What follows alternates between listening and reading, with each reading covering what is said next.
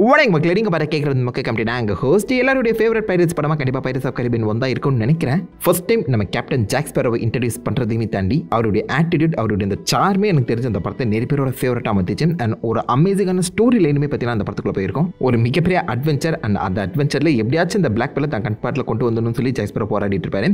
இதுக்கு நடுவில் அந்த படத்தோட மெயின் பிளாட் பாயிண்டாக நகர்ந்தது ஆஸ்டெக் கோல்டு தான். அந்த கோல்டு ட்ரெஷர்லேருந்து யாராவது ஒரு காயினை எடுத்தாங்கன்னா அவங்க காலம் முழுக்கவும் சபிக்கப்பட்டிருப்பாங்க. அந்த சாபத்தை பற்றி தெளிவாக படத்தில் சொல்லப்படலைனாலும் அதை தொடர்ந்து வந்த நாவலைசேஷனில் இதை பற்றி நிறையவே டீட்டெயில்ஸ் இருக்குது. ஸோ உண்மையாகவே அந்த சபிக்கப்பட்ட கோல்டோட பேக்ரவுண்ட், உண்மையான வரலாறு என்னங்கிறத மொத்தமாக பார்த்துலாமா? ஸ்பெயின் அண்ட் யூரோப்போட அந்த ஆதிக்கம் ஆரம்பிக்கிற அந்த சமயத்தில் மெக்சிகோவை சார்ந்த ஆஸ்டெக் எம்பையரை சுற்றி வளைக்கணும்னு சொல்லி ஹெர்னான் கார்ட்டஸ் அப்படிங்கிற ஒருத்தர் மிகப்பெரிய ஒரு கப்பல் படைபலத்தோட வராரு. அண்ட் வந்து சுற்றி இருக்க ஏகப்பட்ட ஆஸ்டெக் மக்களை வந்து பார்த்தீங்கன்னா அவர் கொண்டு குவிக்கிறாராம். ஸோ இவங்க கூட எப்படியாச்சும் ஒரு உடன்படிக்கை போட்டு இந்த மாதிரி அந்த மொத்த போரையுமே நிறுத்தி ஆகணும்னு சொல்லி ஆஸ்டெக் மக்கள் ஒரே மாதிரி இருக்கக்கூடிய 882 கோல்டு காயின்ஸை உருவாக்குறாங்க. இது எல்லாத்தையுமே கல்லால் உருவாக்கப்பட்ட ஒரு ட்ரெஷர் செஸ்ட்டில் வச்சு ஹெர்னான் கார்ட்டஸுக்கு ஒரு கிஃப்டாக கொடுத்து இந்த போரை நிறுத்தணும் அப்படின்னு சொல்ல அது இன்னும் ஹெர்னான் கார்ட்டஸை கோவப்படுத்திது.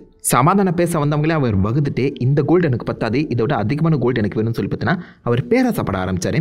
இதை பார்த்த அந்த ஹிடன் காட்ஸ், அதாவது இந்த ஆஸ்டெக் எம்பையர்ஸோட காட்ஸ் வந்து பார்த்தீங்கன்னா, நீ இவ்வளோ பேராசப்படுறல, கடைசி வரைக்கும் இந்த கோல்டே கட்டி பிடிச்ச அழு அப்படின்னு சொல்லி யாரெல்லாம் இந்த கோல்டு மேலே கை வைக்கிறாங்களோ அவங்களுக்கு இம்மோர்டாலிட்டி, சாகா வரம்ங்கிற ஒரு சாபத்தை கொடுக்குறாங்க. இந்த சாபத்து கூடவே சேர்ந்து இவங்களுக்கு எந்த ஒரு உணர்ச்சியுமே இருக்காது. இந்த கோல்டால் ஏற்படக்கூடிய சந்தோஷம் அவங்களுக்கு கிடைக்காதுன்னு சொல்லி அந்த சாபத்தை ரெட்டி பார்க்குறாங்க. ஸோ ஹெர்னான் கார்ட்டஸோட அந்த பேராசை இப்போதைக்கு இந்த கோல்டு மேலேயுமே வந்து பாயுது. அதுதான் இந்த கர்ஸ் ஆஃப் கார்ட்டஸ்ன்னு சொல்லுவாங்க. ஸோ கோல்டு மேலே கை வைக்கிறவங்க எல்லாருக்குமே இம்மோர்டாலிட்டி கிடைச்சிரும். பட் அவங்களுக்கு எந்த ஒரு உணர்ச்சியுமே இருக்காது, எந்த ஒரு சுய இன்பமும் அவங்களால அனுபவிக்க முடியாது. தாகம் இருக்கும், தண்ணி குடிச்சா தாகம் தீராது. பசி எடுக்கும், சாப்பிட்டா பசி தீராது. எந்த ஒரு இன்பத்தையுமே அனுபவிக்க முடியாமல் சாகா வரம் என்னும் சாபத்தில் அவங்க மாட்டிக்கிட்டு முடிப்பாங்களாம். பட் இந்த சாபத்தை போக்குறதுக்கு ஒரு வழி இருக்கு. யாரெல்லாம் இந்த ட்ரெஷர்லேருந்து ஒரு காயினை எடுக்கிறாங்களோ அவங்க திரும்ப அந்த காயினை கொடுக்கறது மட்டும் இல்லாமல் ரத்தத்தையும் சேர்த்து கொடுக்கணும். ஏன்னா ஹெர்னான் கார்ட்டஸ் பேராசப்பட்டதையுமே தாண்டி ஏகப்பட்ட மக்களையுமே கொண்டு குவிச்சாரு. ஸோ நீங்கள் காயினை மட்டும் கொடுத்தா பார்த்தாது, அது கூடவே சேர்ந்து உங்களுடைய ரத்தத்தையும் கொடுக்கணும்னு சொல்லி அந்த சாபத்துக்கான ஒரு விமோச்சனத்தையுமே சொல்லிட்டு தான் போயிருந்தாங்க. ஸோ சபிக்கப்பட்ட அந்த ட்ரெஷர் யார்கிட்டையுமே கிடைக்கக்கூடாதுன்னு சொல்லி அதை யார் கண்ணுக்கும் தெரியாத ஐலாடி மியூட்டாவில் இருக்கக்கூடிய ஒரு குகையில் அடைச்சிக்க பிளான் பண்ணுறாங்க. பட் போகிற வழியில் இவங்களுக்கு கொண்டு போன அந்த ட்ரெஷர் கப்பல் வந்து பார்த்தீங்கன்னா கம்ப்ளீட்டாக உடஞ்சி கரை ஒதுக்கப்படுது. ஸோ அந்த இடத்துல இந்த ட்ரெஷரை மட்டும் ஒருத்தன் தனியாலாம் சுமந்து கொண்டு போய் யாருக்கும் தெரியாத ஒரு குகைக்குள்ளே பார்த்தீங்கன்னா இதை மறைச்சி வச்சுட்டு அவனும் செத்து போயிட்டான். ஸோ விச் மீன்ஸ் இந்த ட்ரெஷரை மறைச்சி வச்சவனுக்கு மட்டும்தான் அந்த இடம் தெரியும். பட் அவனுமே செத்து போய் எந்த ஒரு குறிப்புமே எழுதாத அந்த சமயத்தில் யாருக்கும் புலப்படாமல் இந்த ட்ரெஷர் காலப்போக்கில் தொலைஞ்சு போயிடுச்சு. அப்போ தான் சின்ன பையனாக இருக்க நம்ம ஜாக் ஸ்பேரோ பார்த்தீங்கன்னா வளர்ந்து வர ஒரு தருணம். அவர்கிட்ட அந்த பிளாக் காம்பஸ் கிடைக்குது. சாலசாரை டெவில்ஸ் ட்ரையாங்கில் மாட்டிக்கிட்டு ஒரு கேப்டனாக இப்போதைக்கு நம்ம ஜாக் ஸ்பேரோ வளர ஆரம்பிக்கிறாரு. அவருடைய விக்கெட் பெஞ்ச் பிளாக் பேலாக மாறுது. பட் அதை பிளாக் பேலாக மாற்றுறதுக்கு நடுவில் வந்து பார்த்தீங்கன்னா நம்ம டேவிட் ஜோன்ஸ் கூட இந்த பக்கம் நம்ம ஜாக் ஸ்பேரோ சின்ன டீல் போட்டிருப்பாரு. 2 வருஷம் கிட்ட அந்த பிளாக் பேலோட கேப்டனை இப்போதைக்கு ஜாக் ஸ்பேரோ வாழ்ந்துட்டு இருந்தாருன்னு சொல்லலாம். அவருடைய ஃபர்ஸ்ட் மேனா, அதாவது ரைட் ஹேண்ட் மேனாக இருந்தது தான் ஹெக்டர் பார்போசா. அதாவது மொதல் படத்தில் வந்து பார்த்தீங்களா வில்லன், அந்த வில்லன் டெக்னிக்கலாக நம்ம ஜாக் ஸ்பேரோட ஃபர்ஸ்ட் மேன், ரைட் ஹேண்ட் மேனாக இருந்திருக்காரு பிளாக் பேல்ல. அந்த சமயத்தில் தான் இந்த ஜாக் ஸ்பேரோ டியா டால்மாவை மீட் பண்ணுறாங்க. அதாவது அந்த சூனியக்காரி கலிப்சோன்னு சொல்லி பார்த்துருப்பீங்களா டெட் மஞ்சஸ்ல. அந்த சூனியக்காரிக்கு கடலில் இருக்க அந்த சாபத்தை பற்றின நிறைய விஷயங்கள் தெரியும். அவ தான் இந்த மாதிரி ஐலாடி மியூட்டால சபிக்கப்பட்ட ஒரு ட்ரெஷர் இருக்குங்கிறதையும் அந்த சாபத்தை பற்றியும் தெளிவாகவே நம்ம ஜாக் ஸ்பேரோ கிட்ட சொல்கிறான். அண்ட் ஜாக் ஸ்பேரோ மனசில் எந்த ஒரு விஷயத்தை ஆசைப்படுறாரோ அந்த விஷயம் இருக்க இடத்த கண்டிப்பாக அந்த காம்பஸ் காட்டி கொடுத்துருவோம்ல. அந்த ட்ரெஷர் இம்மோர்டாலிட்டியும் தரும், ப்ளஸ் கோல்டையுமே கொடுக்குது. நல்ல பாயிண்டாக இருக்கே, அன்னை எடுத்துக்கிறேன் அப்படின்னு சொல்லி நம்ம ஜாக் ஸ்பேரோட மனசு அந்த கோல்டை தேட ஆரம்பிக்குது. அண்ட் இந்த உண்மை அவருடைய பிளாக் பேலில் இருக்கக்கூடிய மற்ற க்ரூமேட்ஸுக்கும் தெரிய வர ஹெக்டர் பார்போசா எதுக்கு நம்ம ஜாக் ஸ்பேரோக்கும் தனி கட்டு கொடுக்கணும், அவனை தூக்கி தூரமாக போட்டுட்டு இந்த மொத்த ஷிப்பையுமே எடுக்கிறதுமே தாண்டி கோல்டையுமே சேர்த்து எடுத்துக்கலாமே, இது நல்ல பாயிண்டாக இருக்குன்னு சொல்லி அந்த கோல்டை இந்த டீமேட்ஸே ஒன்றா பிரிச்சுக்கலாங்கிற ஒரு பாயிண்ட்டை முடிவெடுத்து நம்ம ஜாக் ஸ்பேரோவுக்கு எதிராக நிற்கிறாங்க. ஸோ பிளாக் பேலில் ஜாக் ஸ்பேரோட தலைமையில் இருந்தவங்க எல்லாருமே இப்போதைக்கு ஜாக் ஸ்பேரோவுக்கு எதிராக நிற்கிறாங்க. ஜாக் ஸ்பேரோ அது சபிக்கப்பட்ட கோல்ட்ரா, அதை பற்றிலாம் அவங்களுக்கு தெரியாது அப்படின்னு சொல்லி வான் பண்ணவும் ட்ரை பண்ணியிருக்காரு. பட் ஹெக்டர் பார்போசா எனக்கு அது தெரியும்டா அப்படின்னு சொல்லி அவருடைய க்ரூமேட்ஸ் எல்லாருமே ஒன்றா சேர்த்துக்கிட்டு ஜாக் ஸ்பேரோ எந்த இடத்துல அந்த கோல்டு இருக்குன்னு சொன்னானோ அந்த இடத்துக்கே போயிடுறாங்க. அண்ட் அவங்க நினச்ச மாதிரி அந்த இடத்துல கோல்டையுமே கண்டுபிடிச்சிடுறாங்க. ஏகப்பட்ட கோல்டு காயின்ஸ் இருக்கேன், எல்லாத்தையுமே அவங்களுக்குள்ளேயே பிரித்து எடுத்துக்கிறாங்க. பக்கத்தில் இருக்கக்கூடிய ஒரு டவுனில் போய் இதை அதிகமாக செலவும் பண்ணுறாங்க. அவங்களுக்கு அந்த சமயத்தில் இந்த கேர்ஸ் மேலே எந்த ஒரு நம்பிக்கையுமே கிடையாது. பட் இவங்க கையில் இருக்க அந்த கோல்டு காயின் ஒவ்வொன்றா செலவழி அழிய இவங்களுக்கு பசி எடுக்க ஆரம்பிக்குது. ஆனால் சாப்பிட முடியல, சாட்டிஸ்ஃபேக்ஷனுங்கிறது கிடைக்கவே இல்லை. தண்ணி குடித்தாலும் தாகம் தீரல, எந்த ஒரு உணர்ச்சியுமே இல்லாத ஒரு ஜடமாக மாறுறாங்க.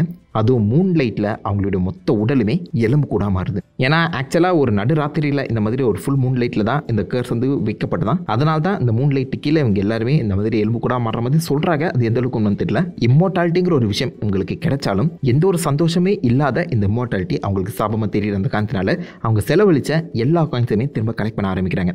இந்த சமயத்தில் தான் நாம இன்னொரு கேரக்டரை பற்றி தெரிஞ்சுக்கணும். William Bootstrap Bill Turner. Jack Sparrow க்ரூமேட்ல இவரும் ஒருத்தன் தான். பட் மற்றவங்க மாதிரி இவர் ஜாக் ஸ்பேரோவை எதிர்த்து நிற்காம ஜாக் ஸ்பேரோவுக்கு நிறையவே சப்போர்ட் பண்ணவர். ஸோ கோல்டை கண்டுபிடிச்ச அந்த கேர்ஸ் இருக்க விஷயம் தெரிஞ்ச உடனே பூட்ஸ்ட்ராப் தன்னுடைய அந்த கோல்டை அவருடைய பையன் கிட்ட கொடுத்துட்டாரு, பில்டர்னர் கிட்ட. யார் கேட்டாலும் இந்த கோல்டை கொடுக்காதுன்னு சொல்லி அந்த கோல்டை மறைச்சு வச்சுட்டு இந்த பக்கம் ஜாக் ஸ்பேரோவுக்கு நீங்கள் பார்த்தா துரோகத்தினால தான் இப்போதைக்கு நீங்கள் இப்படி சபிக்கப்பட்டிருக்கீங்க, இந்த சாபத்திலேருந்து உங்களுக்கு விமோச்சனமே கிடைக்காதுன்னு சொல்லி ஹெக்டர் பார்போசாவே எதிர்த்து பேச, தக்காளி நீ சாவடா அப்படின்னு சொல்லி பூட்ஸ்ட்ராப்பை தூக்கி கடலில் போட்டுருவாங்க.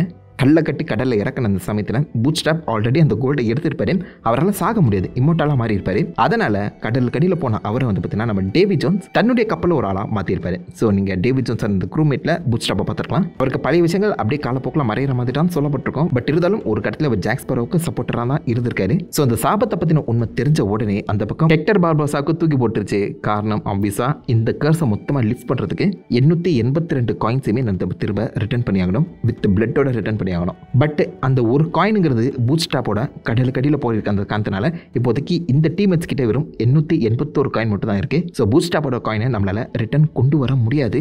அதை கொண்டு வந்தாலும் பூட்ஸ்ட்ராப்போட அந்த பிளட் இப்போதைக்கு எப்படி கொண்டு வரதுன்னு சொல்லி அவங்க கன்ஃபியூஷன்லேயே கிட்டத்தட்ட ஒரு 10-20 வருஷம் கடலில் அனாமத்தான் சுத்திட்டு இருந்தாங்க. அதுக்கப்புறம் தான் இந்த மாதிரி காயின் திரும்ப வந்துருச்சு. அண்ட் அந்த காயினை நம்ம எலிசபெத் ஸ்வான் தான் வச்சிருக்கா. ஒருவேளை எலிசபெத் ஸ்வான் தான் பூட்ஸ்ட்ராப்போட பொண்ணா இருப்பாளுன்னு சொல்லி எலிசபெத்தோட பிளட்டை வச்சு அந்த கேர்ஸை லிஃப்ட் பண்ண ட்ரை பண்ணுவாங்க. பட் எலிசபெத் கிட்ட அந்த காயினை கிஃப்டா கொடுத்தது பில்டர்னர். அவர் தான் உண்மையான இந்த பூட்ஸ்ட்ராப்போட பையன். அது தெரிய வரும்போது இந்த பையனை கொல்ற அளவுக்கு நம்ம ஹெக்டர் பார்போஸை பற்றி முடிவு எடுத்திருப்பாரு. பட் அதை நடக்க விடாம இந்த பக்கம் நம்ம ஜாக் ஸ்பேரோவே அந்த காயின்ல இருந்து ஒரு காயினை எடுத்து ஒழிச்சு வச்சுக்கிற மாதிரி காமிச்சிருப்பாங்க. ஜாக் ஸ்பேரோ எப்போதுமே இம்மோர்டாலிட்டி தேடி போறவர் தாங்க. ஸோ அவர் விட்டா ஆக்சுவலாக இந்த இம்மோர்டாலிட்டியை எனக்கே கடைசி வரைக்கும் இருக்கட்டும் சொல்லி அந்த காயினை எடுத்து ஒழிச்சும் வச்சிருப்பாரு. பட் ரம் இல்லாமல் நம்ம தலைவனால ஒரு நாள் கூட ஓட்ட முடியாது. அந்த காரணத்தினால அந்த காயின்ல நம்ம தேவையில்லைன்னு சொல்லி அதை கொடுத்து ஹெக்டர் பார்போஸா அண்ட் டீமை பற்றினா கொள்ற மாதிரி தான் அந்த படம் முடிஞ்சிருக்கும். பட் அதுக்கப்புறம் திரும்பவும் நம்ம ஹெக்டர் பற்றினா ரிட்டர்ன் வந்திருக்க தான் செய்வார். அண்ட் போஸ்ட் கிரெடிட் சீனில் அந்த மங்கி ஜாக் வந்து பார்த்தீங்கன்னா ஒரு காயினை எடுத்து அதை வந்து கர்ஸ் பண்ணப்படுற மாதிரி காமிச்சிருப்பாங்க. பட் இப்போதைக்கு இந்த கர்ஸ் வந்து பார்த்தீங்கன்னா லிஃப்ட் ஆகிருக்கு. நீங்கள் பைரட்ஸ் ஆஃப் கரீபியன் 5 பார்த்தாலே தெரிஞ்சிருக்கும். இந்த பொசைடனோட ட்ரைடண்ட்டை உடைக்கும் போது இந்த கடலில் இருக்க எல்லா கர்ஸ் எல்லா விதமான சாபங்களும் பார்த்தீங்கன்னா உடஞ்சிரும். எந்த ஒரு சாபமும் இல்லாத அந்த சமயத்தில் டெக்னிக்கலாக இப்போதைக்கு அந்த கோல்டை யார் நினச்சி எடுக்கலாம், அந்த கர்ஸும் கண்டிப்பாக உடஞ்சிருக்க தான் செய்யணும். அப்போ யாராவது போய் கலெக்ட் பண்ணியிருப்பாங்களா நீங்கள் கேட்பீங்க. நம்ம ஜாக் ஸ்பேரோ ஒரு 2-3 வருஷம் கழிச்சு திரும்பவும் அந்த கோல்டை பார்த்தீங்கன்னா எடுக்க ட்ரை பண்ணாராம்.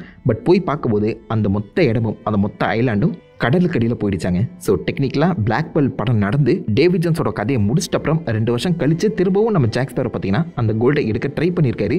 அப்போவே அந்த சாபத்துக்கு உள்ளாக்கப்பட்டாலும் பரவாயில்லன்னு சொல்லி திரும்பவும் ட்ரை பண்ணியிருக்காரு. பட் அந்த சமயத்திலேயே மொத்த தீவுமே பார்த்தீங்கன்னா கடலுக்கு அடியில் போயிடுச்சான். இப்போ கடலுக்கு அடியில் ஏதோ ஒரு இடத்துல அந்த கோல்டு இருக்க தான் செய்யுது. அண்ட் இப்போ யார் வேணாச்சும் அந்த கோல்டை எடுக்கலாம். ஸோ பைரட்ஸ் 5ல அந்த மொத்த கர்ஸும் உடைக்கப்பட்டிருக்க அந்த காரணத்தினால அந்த கோல்டு எடுக்கிறவனுக்கு லாபம் தான். அந்த மங்கி ஜாக்கிட்ட மட்டும் ஒரு கோல்டு காயின் இருக்கணும்னு நம்புறேன். ஸோ இதில் உண்மையான வின்னர் யாரு? மங்கி ஜாக். ஒரு இன்ட்ரெஸ்டிங்கான கர்ஸ் தாங்க. ஸோ இந்த கர்ஸ் ஆஃப் பிளாக் பெல்லை பற்றி நீங்கள் என்ன நினைக்கிறீங்க? ஏதாவது ஒரு முக்கியமான டீட்டெயில் நான் மிஸ் பண்ணிட்டேனா? மிஸ் பண்ணி தான் மறக்காம அதுக்கு காம் பண்ணி எல்லாருமே தெரிஞ்சுக்கிட்டோம். நான் உங்களை தன்னோட ராசமான வெளியில் மீட் பண்ணி வந்திருக்கேன். Have fun guys.